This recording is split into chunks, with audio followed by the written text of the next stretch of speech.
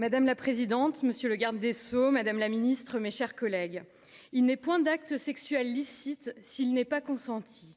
Or, céder à la menace, à la violence, même psychologique ou à toute forme de pression, ce n'est pas consentir. Se taire ou se laisser faire, ce n'est pas consentir. C'est subir une contrainte provoquée par la peur des coups, la peur des représailles, peur de réveiller les enfants si on crie. Se résigner lorsqu'un refus, pourtant exprimé des dizaines de fois, n'a pas été entendu, ce n'est pas consentir. Cela veut simplement dire qu'on n'a plus la force de lutter. Ne pas réagir, ce n'est pas consentir. C'est trop souvent être dans un état de sidération qui ne permet pas de se défendre.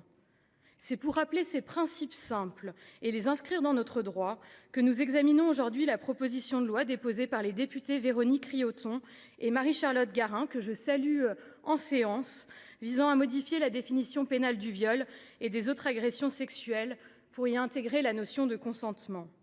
Ce texte, fondé sur l'important travail mené par nos collègues et sur leur rapport d'information rendu public en janvier 2025, apporte plusieurs aménagements au droit en vigueur.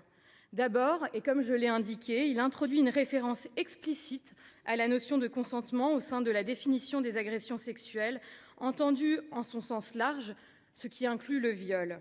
Ensuite, il précise que ce consentement devra être libre, éclairé, spécifique et préalable, et qu'il sera toujours révocable. Enfin, il préserve les acquis de notre droit pénal et de la jurisprudence en conservant les 4 pivots que sont la violence, la menace, la contrainte et la surprise.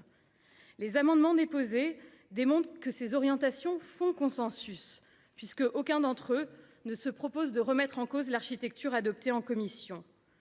Qu'il me soit permis, cependant, de revenir sur certaines de ces évolutions introduites par notre commission des lois. Ma co-rapporteure Dominique Vérien et moi-même avons rapidement été confortés dans l'idée que la proposition de loi avait une portée interprétative. Loin de constituer une loi pénale plus sévère, elle ne fait que graver dans le code pénal les principes dégagés par la jurisprudence de la Cour de cassation, qui reconnaît la centralité du consentement depuis l'arrêt du BAS de 1857. Enrichie par les modifications adoptées par les députés pour tenir compte d'un avis particulièrement éclairant et précis du Conseil d'État, la proposition de loi transmise au Sénat présentait un caractère extrêmement abouti. Nous nous sommes donc limités à y apporter 2 modifications. La première est une coordination qui permet que le périmètre matériel du viol soit le même pour toutes les victimes, quel que soit leur âge. En effet, faute pour les députés d'avoir effectué les modifications requises au sein des dispositions spécifiques aux mineurs, le texte risquait de mettre ceux-ci dans une situation moins favorable au plan juridique que les majeurs. Nous ne pouvions pas permettre qu'une telle incohérence soit ainsi créée dans notre droit et nous avons procédé aux coordinations requises. La seconde évolution concerne les conditions dans lesquelles l'absence de consentement sera appréciée par le juge du fond. Le texte adopté par l'Assemblée nationale renvoyait en la matière aux circonstances environnantes, terme emprunté à la Convention d'Istanbul de 2011.